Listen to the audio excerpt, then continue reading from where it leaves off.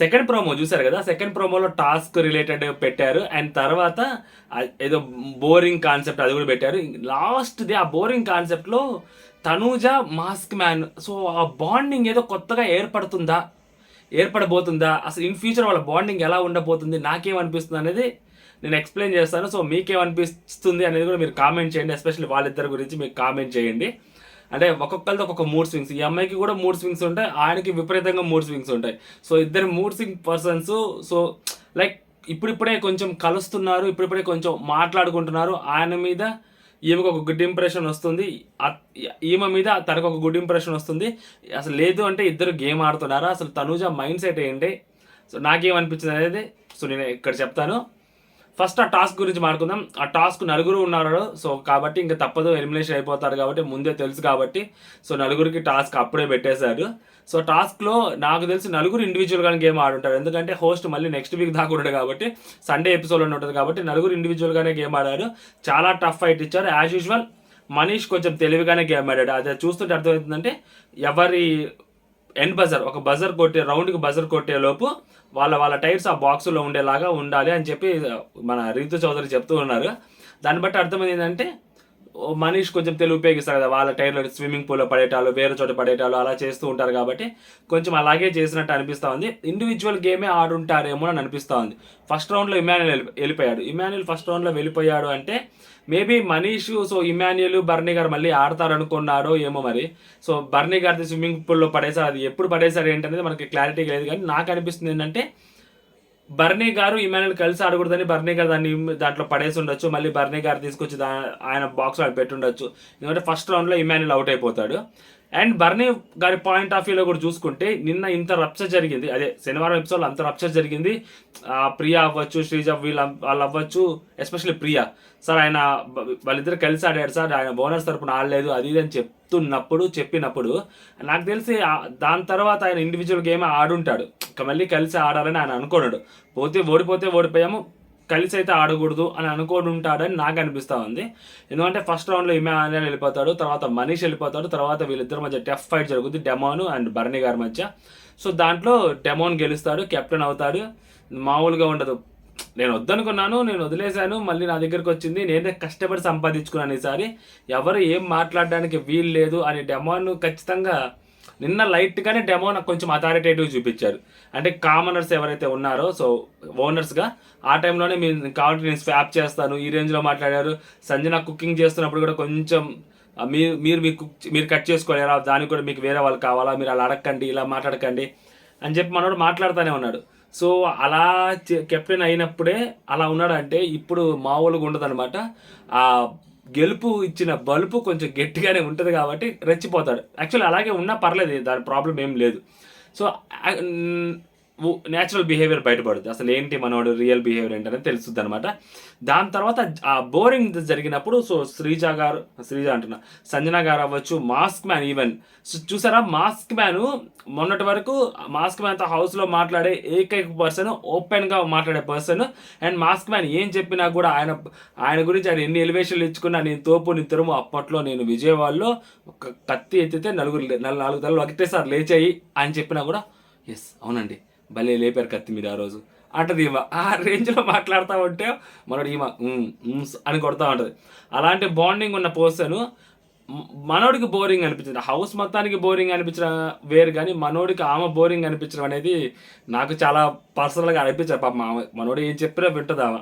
సంజన గారికి బోరింగ్ అనిపించవచ్చు, okay fine, ఇప్పుడిప్పుడే బాండింగ్ క్రియేట్ అవుతుంది. సంజన గారు మేబీ దాన్ని వద్దనుకుంటున్నారేమో, సంజన గారు ఆమె ఎలిమినేట్ అయిపోవాలని కోరుకుంటున్నారేమో. సో ఆమె కూడా బోరింగ్ అని పెట్టారు. చాలామంది అలాగే బోరింగ్ అని పెడితే శ్రీజ వంతు వచ్చింది.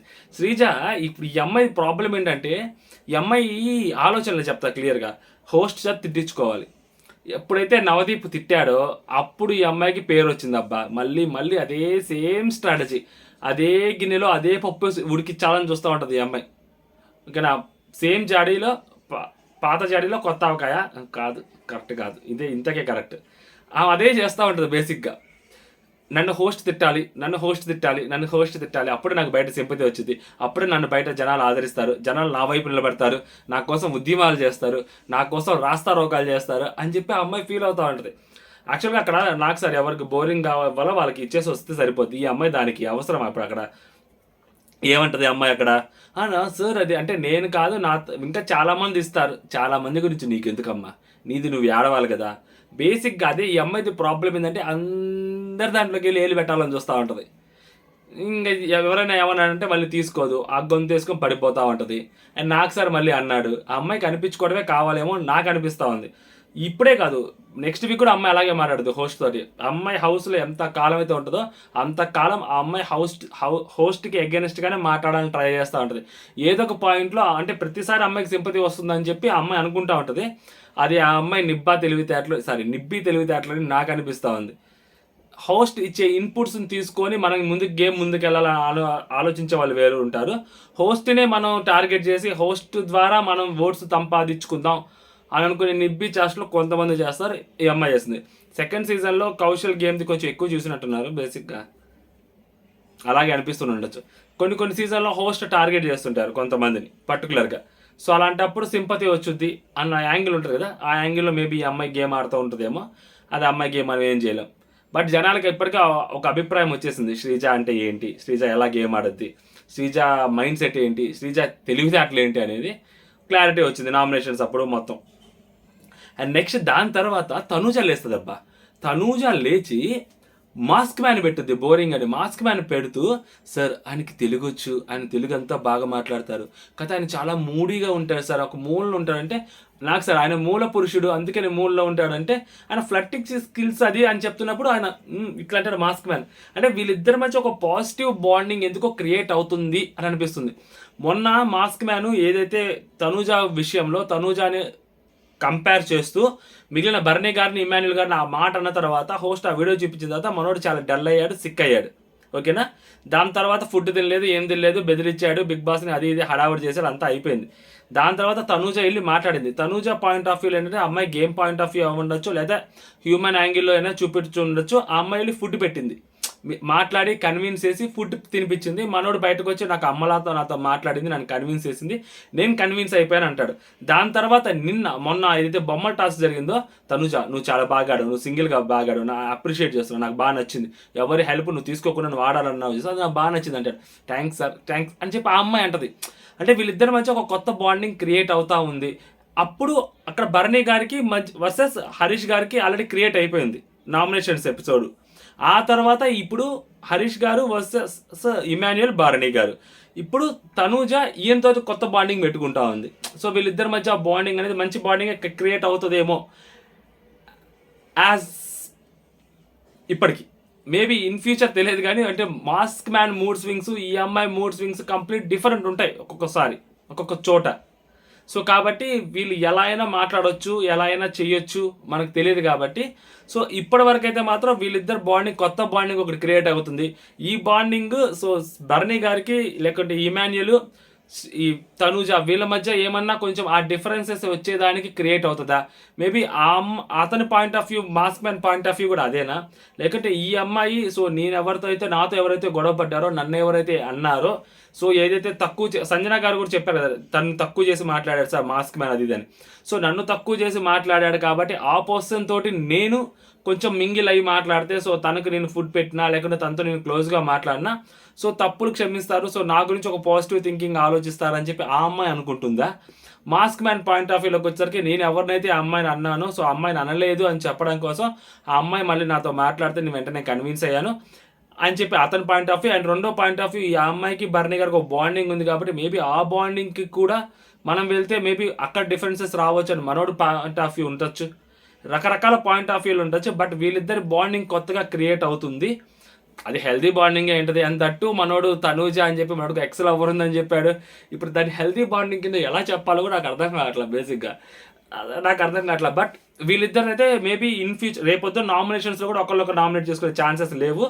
టాస్కుల్లోకి వచ్చినా కూడా సపోర్ట్ చేసే దానికి కూడా ఉంటుంది. ఎందుకంటే మొన్న బొమ్మల టాస్క్ అప్పుడు కూడా తనూజ మీదకి రితు చౌదరి వెళ్తున్నప్పుడు నువ్వు ఆ బాక్స్ ముట్టుకోవడానికి వీలు లేదు అని చెప్పి చాలా గట్టిగా మాట్లాడారు. బాక్స్ లేపండి, అయితే నువ్వే బాక్స్ ముట్టుకోకూడదు, మీరు పక్క నుంచి తీసుకోండి అని చెప్పి కొంచెం ఫేవరే చేశాడు తనూజకి. కాబట్టి వీళ్ళిద్దరిది కొంచెం కొత్తగా బాండ్ క్రియేట్ అవుతుందేమో అని నాకు అనిపిస్తూ ఉంది. ఇది ఎటు వెళ్తుంది అనేది అంటే తప్పుగా కాదు మళ్ళీ, ఓకేనా, లైక్ ఒక బాండ్, ఇప్పుడు నాన్న ఆ బాండ్ ఉంది కదా తనుజ భరణి గారిది, సేమ్ కైండ్ ఆఫ్ బాండ్ అనుకోండి. మీ బ్రదర్ అండ్ సిస్టర్ బాండ్ అవ్వచ్చు, ఇంకోటి అవ్వచ్చు. ఎక్స్ అని చెప్పి ఒక బ్రదర్ అండ్ సిస్టర్ అంటే ఓకే ఫైన్. బట్ కాకపోతే ఏంటంటే ఏజ్ డిఫరెన్స్ చాలా ఉంటుంది కాబట్టి మేబీ ఆ బాండ్ అనేది ఎలా ఎటు వెళ్తుంది అనేది చూడాలి. ఇంట్రెస్టింగ్గా వెళ్తుందా, లేకుంటే ఇప్పుడు జస్ట్ అలాగే ఉంది, ఫుడ్ పెట్టారు మనోడు కన్సర్న్ చూపించారు. ఎందుకంటే మనోడు రితు చౌదరికి మనోడికి స్టాండ్ తీసుకున్నా కూడా రితు చౌదరి మనోడు టార్గెట్ చేసే మాట్లాడాడు. ఆ తర్వాత అదే నీ హక్కు, నువ్వు స్టాండ్ తీసుకోవాలి, అది నువ్వు తీసుకున్నావు, దానికి నేనే చేసేది అన్నట్టే మాట్లాడాడు. సో ఈ అమ్మాయి ఫుడ్ పెట్టిన అంత ఈజీగా అతను కన్సిడర్ చేసి లాస్ట్ వరకు కాదు, అదే అట్లీస్ట్ కొన్ని రోజులైనా కానీ ఆ అమ్మాయితోటి మంచిగా ట్రావెల్ చేస్తాడా, లేకుంటే నువ్వు ఆ రోజు నువ్వు తినలేదు, నువ్వు ఫుడ్ పెట్టావు, అది నువ్వు చేసుకున్నావు, నీ గేమ్ కోసం నువ్వు చేసుకున్నావని మేబీ నెక్స్ట్ వీక్ ఆ నెక్స్ట్ వీక్ గొడవలు పెట్టేసుకుంటారా చూడాలి. నాకైతే మాత్రం వీళ్ళిద్దరూ ఎవరి పాయింట్ ఆఫ్ వ్యూలో వాళ్ళు గేమ్ ఆడుతున్నారో నాకు అనిపిస్తుంది అనమాట. సో మీకేమనిపిస్తుంది అది కామెంట్ చేయండి. దట్టు తనూజ గారికి ఓట్ బ్యాంక్ ఎక్కువ ఉంది ఇప్పటి వరకు, యాజ్ ఆఫ్ నో ఇప్పుడు తనూజ గారికి ఎక్కువ ఓట్ బ్యాంక్ ఉంది. తనూజ గారు కూడా పాజిటివ్గా కనిపిస్తున్నారు. ఎక్కడ ఓట్ బ్యాంక్ కనిపించిన నా ఛానల్ కదా, చాలా పెద్ద పెద్ద ఛానల్స్లో కూడా తనూజ గారు మేజర్ షేర్ తీసుకుంటున్నారు. ఓటింగ్ పెడితే 4 లక్షలు 5 లక్షలు ఓటింగ్ పడుతున్న దాంట్లో కూడా మినిమం 50 to 60% ఆమెకి ఓటింగ్ పడుతుంది కాబట్టి, so as of now Tanuja గారికి మంచి ఉందన్నమాట. మేబీ పిఆర్ ఉండొచ్చు, అబ్బా బిగ్గెస్ట్ పిఆర్ఏ పెట్టుకొని ఉండొచ్చు, మనం ఏం చెప్పలేం కదా. బట్ ఆ అమ్మాయి నెగిటివ్ అవుతున్నట్టు కానీ నెగిటివ్ అయ్యే సెన్సెస్లో కానీ ఎక్కడ కనిపించట్లేదు ఇప్పటి వరకు. ముందు చూడాలి, చూద్దాం ఏం జరిగింది అనేది. మీకేమనిపించింది మీరు కామెంట్ చేయండి. అంటే జై హింద్.